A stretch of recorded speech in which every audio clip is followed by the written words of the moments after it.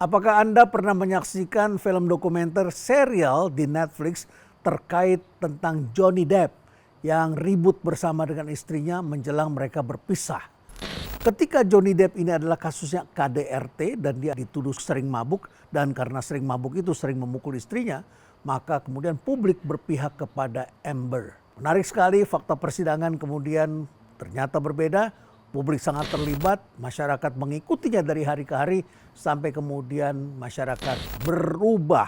Ini viral dan kemudian masyarakat berpihak kepada Johnny Depp. Demikian pula hakim yang kemudian bersama dengan juri-juri menyaksikan bahwa kemudian bergeser isunya. Dari KDRT ternyata ada manipulasi yang dilakukan oleh orang yang tadinya kita berpihak. Dan menarik sekali, kali ini kita menyaksikan ada kisah Johnny Depp lain yang tengah ramai di Indonesia. Kisah tentang orang-orang yang ditangkap dan dituduh sebagai koruptor. Kita marah, kita membenci mereka, tapi fakta-fakta persidangan kemudian dipercakapkan oleh tokoh-tokoh publik.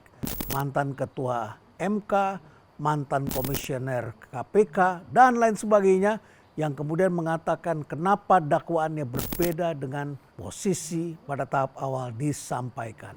Dan akhirnya kemudian mereka berpihak kepada orang yang tadinya disangkakan sebagai koruptor.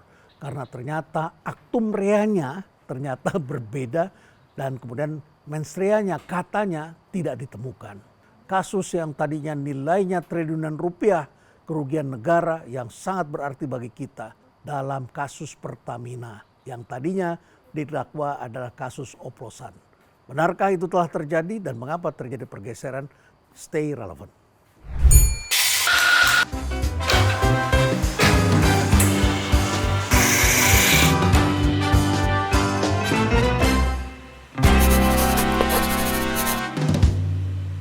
Pak Krisna, selamat datang di Cafe Brizi. Ya, terima kasih Prof udah diundang ke sini nih. Prof. Ya, kita keren bicara, tempatnya. ya enak ya tempatnya. Enak, jadi keren. Anda belum pernah ke sini sebelumnya? Ini baru pertama kali, Baru pertama Prof. kali ya. Besar sekali tempatnya, keren. Ya, tentu ada banyak pohonnya dan kita perlu menjaga lingkungan. Baik, kita bicara tentang beberapa hal. Sebelum saya gali kepada Anda, inilah percakapan publik. Kita dengarkan dari mantan ketua KPK dan juga mantan ketua MK. Seperti apa kata mereka tentang kasus Pertamina? Kita dengarkan. Nah, itu yang menurut saya agak kita ini disuguhkan atraksi yang orang tuh dibikin masyarakat itu seolah-olah oh ini memang betul ada kejahatan luar biasa sekali.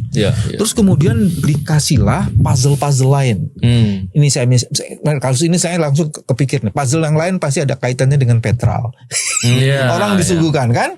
Ini dalam perdebatan nih, tapi di persidangan apakah ada muncul? Kayaknya nggak ada. Nggak ada kaitan sama sekali sih, Bang. Kedua, dikasihlah masuk kasusnya ini, oh ini ada Reza Khalid. Jadi itu Mas. Jadi sesuatu yang sebenarnya di awang-awang, sesuatu yang di luar itu kemudian ditarik masuk gitu. Substansi pokoknya itu malah begitu berdiberi. Itu mensreanya enggak ada. Yang Pertamina malah kasusnya berbelok dari oplosan minyak.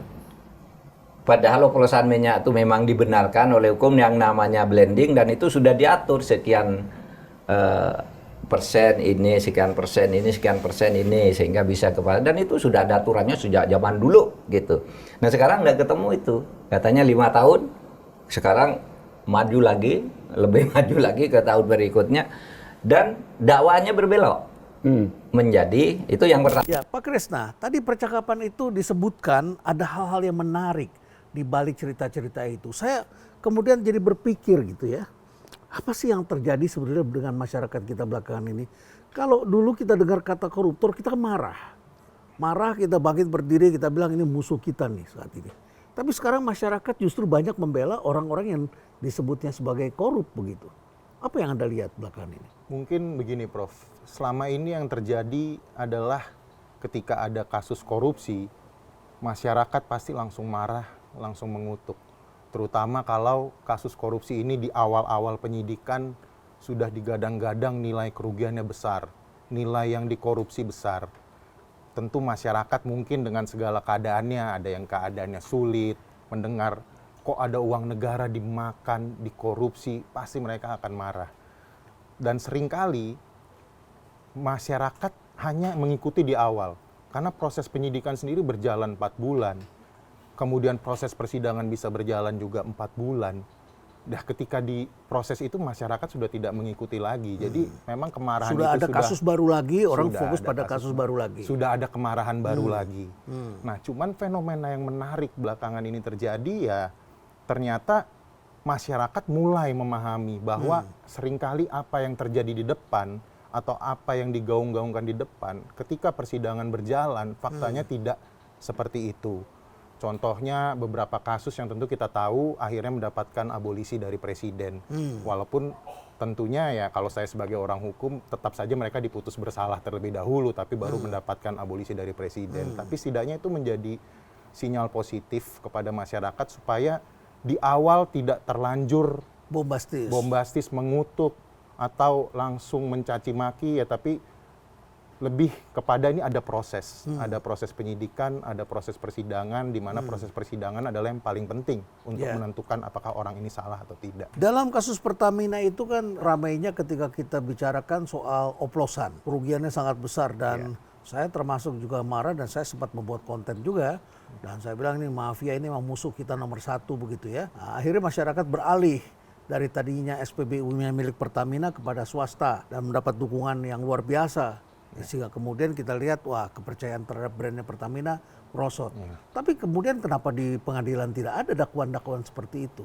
Ini yang memang menarik terjadi di kasus Pertamina ini, Prof. Di awal dikatakan ada minyak atau BBM yang dioplos.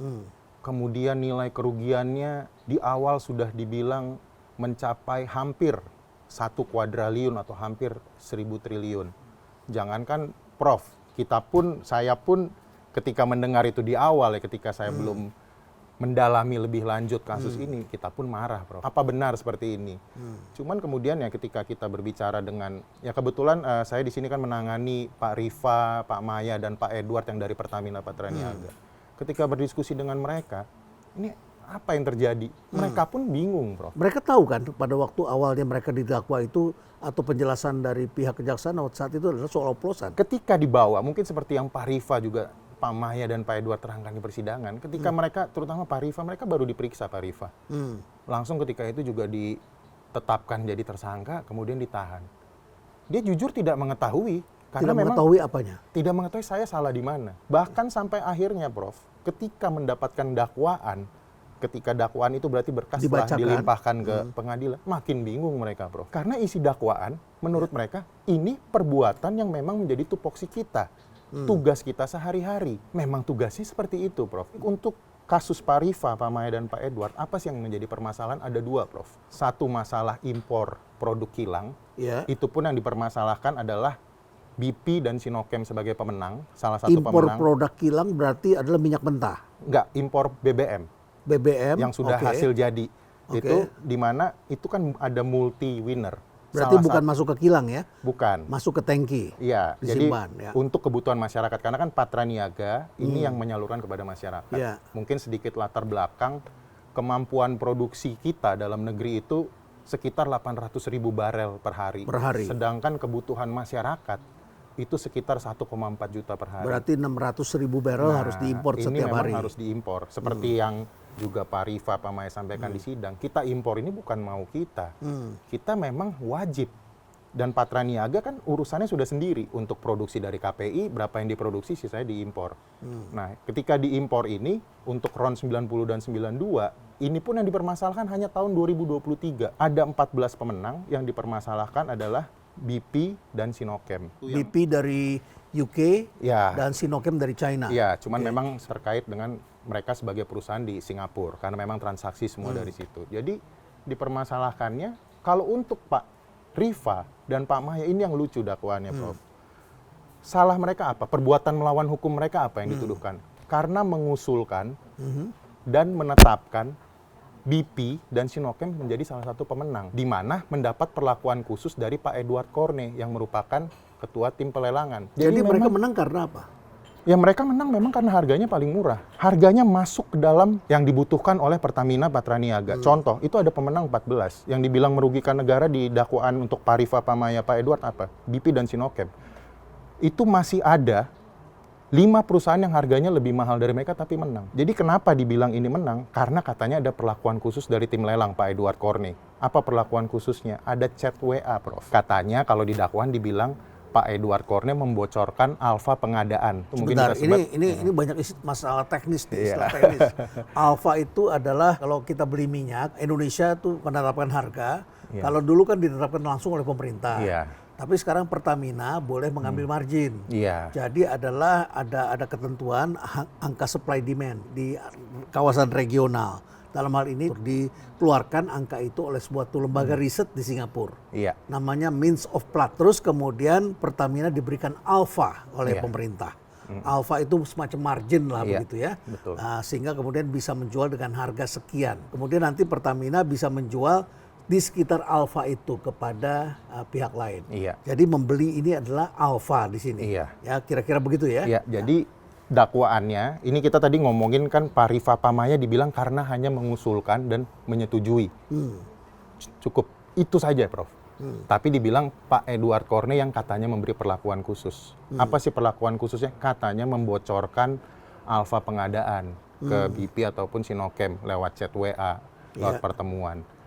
Itu ada nggak bukti bahwa dia membocorkan itu? Ada bukti chat WA. Tapi ketika contoh kita tanyakan kepada saksi atau bahkan ahli dari BPK, yang dilarang apa?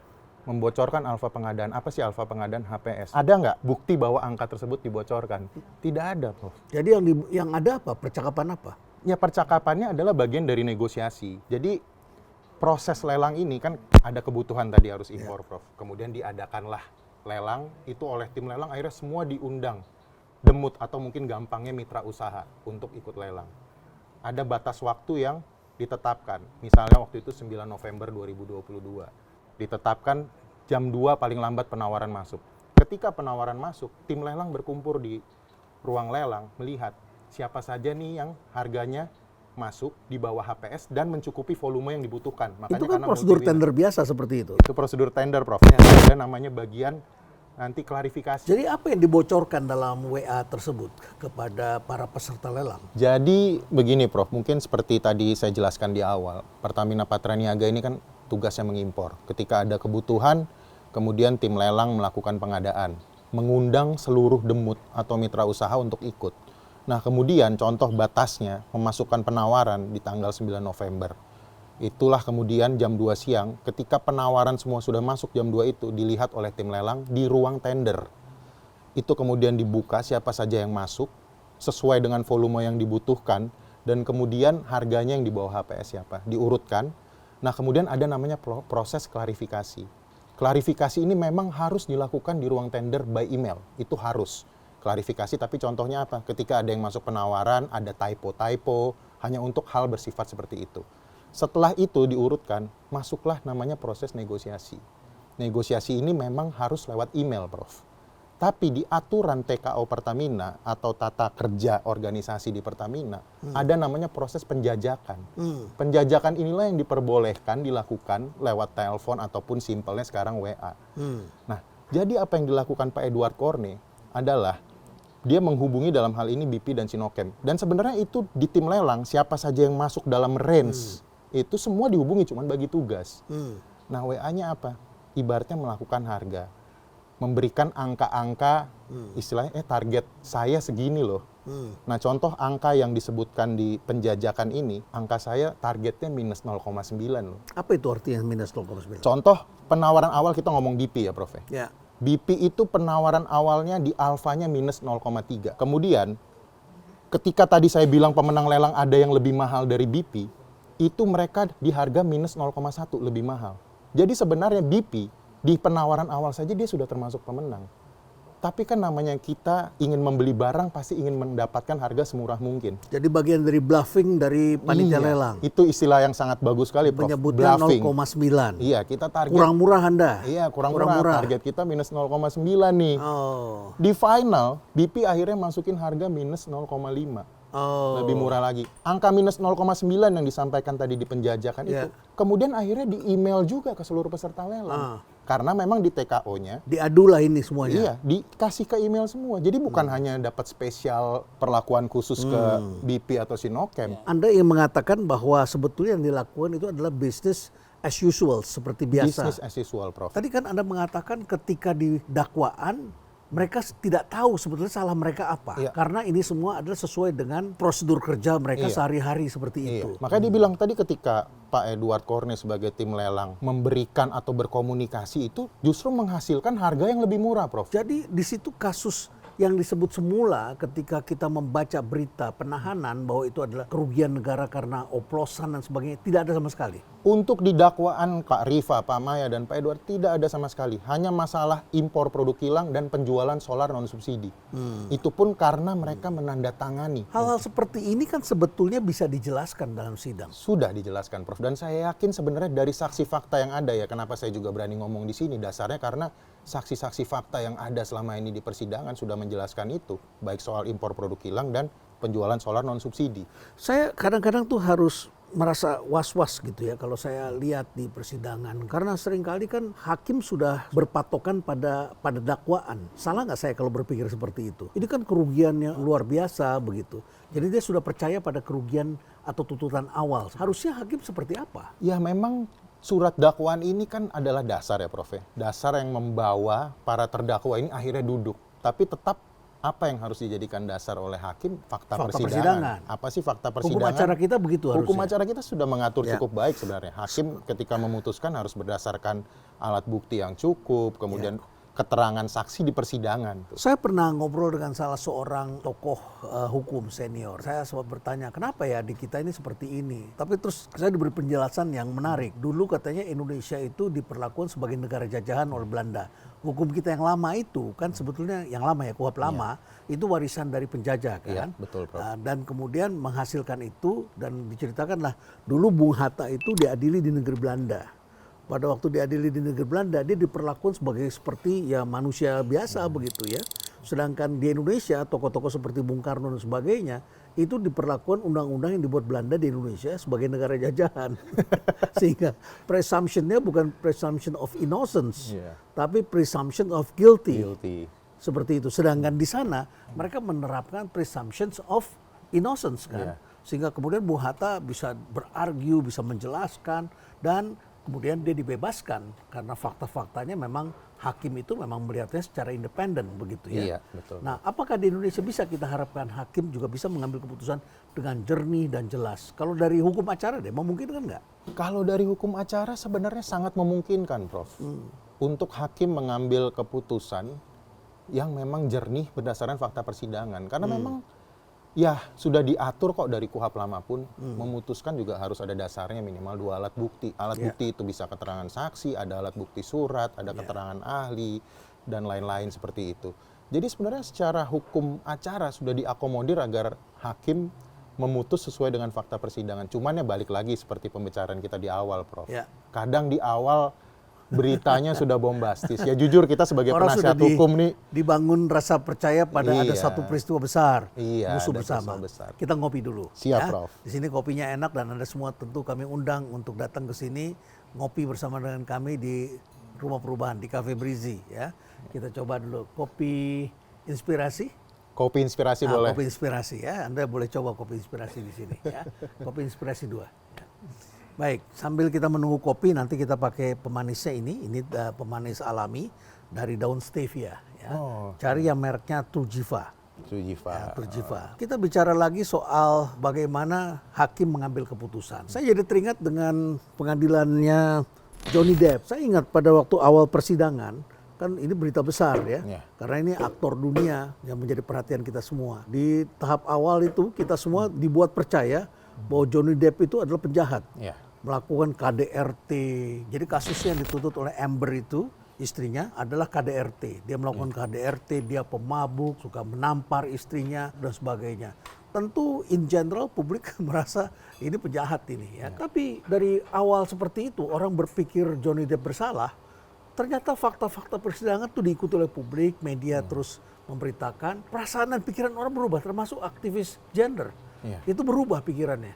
Saya adalah aktivis gender, saya adalah begini, ada yang mengatakan begitu. Saya tentu melihat ini kekerasan pada perempuan tidak dapat dibenarkan. Tapi fakta persidangan mengatakan lain. Lalu kemudian akhirnya publik justru pro kepada Johnny Depp. Dan hakim pun pro pada Johnny Depp. Jadi hakim berpegang pada fakta-fakta persidangan, bukan pada tuntutan dari attorney-nya, dari jaksa begitu ya. Bisa seperti itu. Kelihatannya di Indonesia juga tengah terjadi seperti itu. Mudah-mudahan bisa seperti itu, Prof. Kan mungkin untuk kasus Johnny Depp, ya kasus rumah tangga, masyarakat lebih tertarik untuk mengikuti secara terus-menerus. Karena orang terkenal. Orang terkenal. Kalau untuk kasus korupsi kan di awal bombastis, Musuh publik. musuh publik, masyarakat marah. Cuman proses penyidikan dan persidangan panjang, Prof. Apakah ini menarik untuk diikuti terus-menerus? Bagusnya belakangan ini masyarakat mulai, seperti Prof bilang, mulai mengikuti terus. Kalau mulai mengikuti terus, persidangan terbuka. Siapapun bisa datang selama ruang sidang cukup.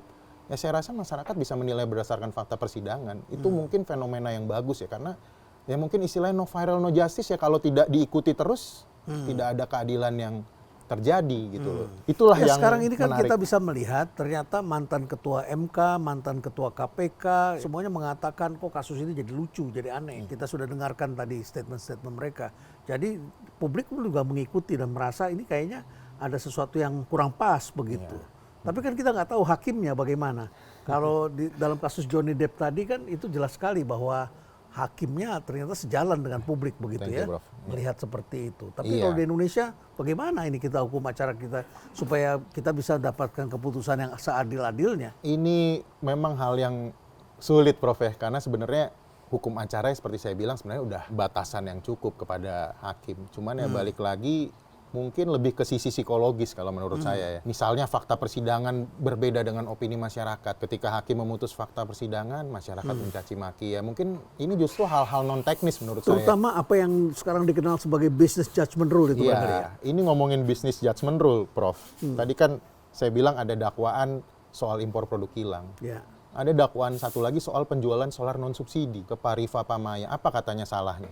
Salahnya karena Pak Rifa dan Pak Maya menandatangani kontrak penjualan kepada pihak swasta dengan harga di bawah bottom price Artinya kepada customernya dia, kepada customernya. customernya ini non subsidi ya, Non subsidi. non subsidi ya, di bawah bottom price. Bottom price. Bottom price ini mungkin bahasa sederhananya harga pokok produksi plus margin lah.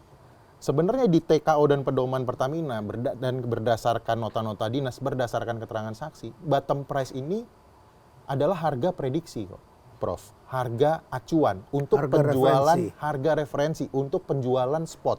Mungkin bahasa masyarakatnya lebih gampang yang jual beli putus, yang langsung. Karena itu harganya berubah setiap 2 minggu, Prof. Sedangkan yang kontrak yang dipermasalahkan adalah semuanya kontrak jangka panjang atau term minimal 6 bulan. Jadi bagaimana mungkin harga per 2 minggu dipakai kontrak jangka panjang? Itu pun kalau kita mengikuti logika dari penuntut umum, oke deh harga bottom price. Sudah ada juga TKO-nya, sudah ada juga pedomannya yang mengatur kalau ada harga penjualan di bawah bottom price tapi masih di atas MOPS dan Alpha, itu masih wewenang penentuan harga di level VP. Sementara Pak Rifa dan Pak Maya untuk solar non subsidi hanya Pak Rifa dan Pak Maya. Ketika itu dipermasalahkan karena dia tanda tangan kontrak sebagai direktur pemasaran. Padahal mereka tanda tangan kontrak murni karena memang secara aturan kontrak di atas 1 triliun mereka yang tanda tangani. Tidak ada permasalahan penjualan bawah bottom price ini dilarang. Jadi sebenarnya Pertamina secara aturan sudah mengakomodir semua, Prof. Cukup lengkap lah. Nah ini biasanya kalau perkara tipikor, perbuatan melawan hukum yang melanggar aturan, itu yang saya bilang kenapa mereka bingung. Ini semua aturan sudah saya ikuti.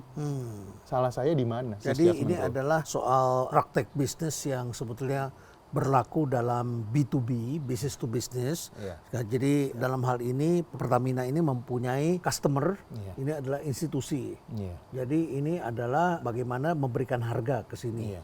Dan harga di sini adalah pada harga yang tadi disebut sebagai Yang referensi itu namanya referensi bottom price, tapi dia bottom untuk price. spot, Bottom untuk yang price, jual beli tetapi putus. itu dianggapnya adalah merugikan bottom Merugikan. price itu. Mungkin karena kata bottom price itu ya. Nah. Bottom price itu bottom di bawah benar mentok begitu ya. Iya. Jadi Anda jualnya rugi barangkali. Iya. Atau dianggap ini sama dengan cost. Kenapa nggak cari untung?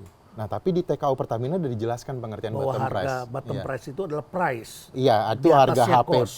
plus margin lah. Ya artinya di gitu. atasnya cost. Di atasnya cost, Jadi Prof. bottom price bukannya HPP, bukannya Bukan. costing. Bukan, Jadi Prof. ada price, ada cost di sini ya. Iya. Ada price, ada cost. Kita kembali lagi tadi ke Johnny Depp itu ya. Iya. Seru kalau saya nonton itu. Anda ngikuti juga? sebagai Ya, pelajar mengikuti ya? juga, Prof. Dari awalnya bahkan ya memang waktu awal belum ada di Netflix, dari sosial media lah. Sosial media kita Iya. ikuti berita-berita terus Iya. ya. Sampai kemudian bisa berubah. Biasanya bisa berubah merubah pandangan penegak hukum itu apa yang bisa merubah pikiran? Ya sebenarnya bisa merubah fakta persidangan, apalagi kalau didukung dengan opini masyarakat sih, Prof. Kalau gitu di ya? negara kita ya. Bukankah hakim ketika mengambil keputusan tidak boleh pengaruh? Karena dalam kasus Johnny Depp kan juga begitu. Juri itu kan dilarang nonton TV, nggak boleh baca koran. Iya. Berapa bulan tuh mereka melakukan kayak gitu. Nah tapi di Indonesia tuh pengaruh rupanya. Menurut saya ya karena memang sistemnya berbeda ya. Kalau di US mereka pakai juri, kita memang semua di tangan hakim. Ya mungkin lah kalau di Amerika mungkin selain Johnny Depp yang dulu terkenal kasus O.J. Simpson, mungkin kalau di Indonesia dia pasti kena hukum, Prof. Masyarakat udah duluan mencaci maki. Pada waktu itu ada istilah yang sangat terkenal kasusnya O.J. Simpson, beyond reasonable doubt. beyond reasonable Tidak doubt. boleh ada keraguan sedikit pun. Iya. Jadi jangan sampai mengambil keputusan ada keraguan-keraguan. Iya. Saya masih ingat waktu itu ada bukti yang dibawa oleh jaksa kepada O.J. Simpson. Iya. Ini kasusnya terkenal sekali karena seorang atlet yang terkenal dia, Iya. yaitu dia katanya pakai sarung tangannya dibuang. Jadi Iya. ketemulah bukti sarung tangannya. Di situ kemudian pengacaranya itu menunjukkan ini punya siapa? Punya dia. Oke. Sekarang kamu pakai, begitu dipakai kekecilan ternyata Kekecilan. sarung tangannya, Iya, betul. sehingga kemudian di situ menimbulkan keraguan-keraguan Iya. di antara juri. Walaupun dia dihukum, tetapi tidak bisa dihukum mati ya, walaupun Iya. masyarakat sudah menginginkan dia dihukum mati pada saat itu Iya. ya. Kurang lebih begitu ya. Iya, kurang lebih seperti memang tidak boleh ada keraguan-raguan, Prof. Satu keraguan-raguan ini kan bisa membuktikan orang tidak bersalah. Harus benar-benar yakin bahwa dia bersalah. Apalagi ini kasus bisnis ya, seperti Prof bilang, bisnis judgment rule. Apalagi mungkin yang untuk kita tangani ini, Prof, tidak ada di dalam dakwaan mereka memperkaya diri sendiri. Itu tidak ada. Tidak ada sama sekali. Tidak ada memperkaya diri sendiri, tidak ada aliran duit ke mereka. Jadi memang mereka ini bekerja untuk memaksimalkan keuntungan untuk Pertamina. Bahkan divisi yang tadi menangani impor produk kilang di 2022 dan di 2023, itu Pak Maya sampaikan di persidangan, meraih penghargaan karena mencapai cost optimization. Pengadaan yang tadi dipermasalahkan itu, Prof, tadi kan ada penawaran awal, kemudian semua dinego, jadilah final offer. Itu berdasarkan keterangan saksi di persidangan, menghemat 24 juta dolar dari penawaran awal sampai harga final. Jadi negosiasi ini yang dilakukan ini menghemat, Prof. Contohnya BP saya bilang di penawaran awal sudah aman. Kalau Pak Edward Corne memang ada main, kenapa nggak dia sampaikan saja ke BP? Anda sudah aman, dah nggak usah diturunin lagi. Ini malah berusaha dibikin turun lagi, Prof. Seperti itu, Prof. Cuman pada faktanya kemarin mungkin Prof udah dengar tuntutannya bombastis. Yang lebih parah lagi, Prof. Tadi saya bilang di dakwaan tidak dituduh menerima uang, tidak ada dakwaan memperkaya. Disuruh membayar uang pengganti 5 miliar, Prof. Saya ingin mengutip sedikit apa kata Bambang Wijoyanto, mantan komisioner KPK. Dia mengatakan seperti ini ya tentang mens rea dan ada istilah baru. Coba kita dengarkan dulu. 3 urusan substansi pokok itu. Pertama, lihatlah rumusan dakwaan. Oke, ya. Terus kedua, lihatlah proses persidangan dari saksi-saksi yang dihadirkan. Ya. Kawan tadi sudah menjelaskan, ada aturan. Aturan itu SK dari Pertamina yang membolehkan. Ya. Dan ada formula. Kalau itu tidak dilanggar, aktus reanya kan nggak terjadi, Mas. Betul. Kalau aktus rea nggak terjadi, apalagi mens reanya gitu. Ya. Nggak usah ngomong mens reanya. Peristiwanya aja tidak bisa dianggap pelanggaran, apalagi niatnya. Iya. Apalagi kalau kemudian bisa dibuktikan ini ada kajian lebih dulu. Jadi semua prosedur ada, semua tahapan secara prosedur dilakukan. Iya. Terus di mana kita bisa membuktikan mens rea? Nah dari tadi disampaikan oleh Bambang Wijoyanto menarik. Dia mengatakan jangankan mens rea, aktum reanya saja tidak ditemukan katanya. Atau berbeda begitu. Apa itu aktum rea? Ya itu kan tindakan kejahatannya apa, Prof? Apa sih mens rea niatnya? Ini tindakannya apa? Ya ada niat kemudian jadi tindakan apa? Ya ini yang kita bingung. Satu, niat tidak ada. Ya. Memang Tidak niat bisa tidak dibuktikan, harus belum ketemu, tidak harus terima uang, kita setuju. Tidak harus terima aliran duit, tapi ada persekongkolan tidak. Ini yang harusnya dibuktikan. Ibaratnya kalau mereka dikatakan bersama-sama ada meeting of mind tidak antar para terdakwa ini sehingga menghasilkan suatu tindakan jahat. Tidak ada, Prof. Jadi di persidangan semua kita ada dasarnya, ada fakta persidangannya. Terakhir, apa dong kalau begitu yang bisa kita harapkan dari proses ini semua? Akhirnya kan terpulang pada hakim, bagaimana hakim dengan bijaksana dan adil membuat keputusan, begitu kan? Ada hal lain yang bisa diharapkan? Ya sebenarnya kita mengharapkan hakim memutus berdasarkan fakta persidangan, Prof. Ya terakhir ketika pemeriksaan terdakwa, seperti biasa terdakwa memberikan keterangan tambahan. Ya, Pak Rifa, Pak Maya, Pak Edward ini anak-anak muda yang dari keterangan waktu itu Pak Ahok, Bu Nike, di zaman mereka lah keuntungan besar terjadi. Inovasi-inovasi. Cuman kemudian ada tuntutan yang begitu bombastis 14 tahun. Uang pengganti 5 miliar. Padahal tidak terima duit apa-apa. Ya ini tentu jadi presiden buruk. Kita harapkan hakim memutus dengan nurani dan fakta persidangan, Prof. Karena ini anak-anak muda pintar yang bekerja di BUMN. Jangan sampai orang pintar takut kerja di BUMN, Prof. Kita akhiri dengan kita ngopi ya. Ini saya berikan tetesan Trujiva ya. Iya, Tidak siap, perlu Prof. banyak-banyak, hanya 1-2 tetes saja sudah. Aman berarti ini, Sudah Prof, bisa, ya. aman ya, bisa kita rasakan ini ya. Siap. Oke, baik. Jadi demikianlah percakapan saya dengan seorang ahli hukum ya, seorang penasehat hukum yang menangani kasus di Pertamina, dan tentu saja dalam hal ini kita perlu mengetahui mengapa dakwaannya kok jadi berbeda dengan apa yang sebelumnya kita dengarkan di publik. Dan disinilah pentingnya kita untuk mendapatkan keadilan yang setinggi-tingginya. Tentu koruptor adalah musuh bangsa. Ini penting sekali untuk dibasmi, diberantas di negara kita, tapi kita tentu perlu dapat gambaran yang lebih jelas tentang apa yang sebetulnya terjadi.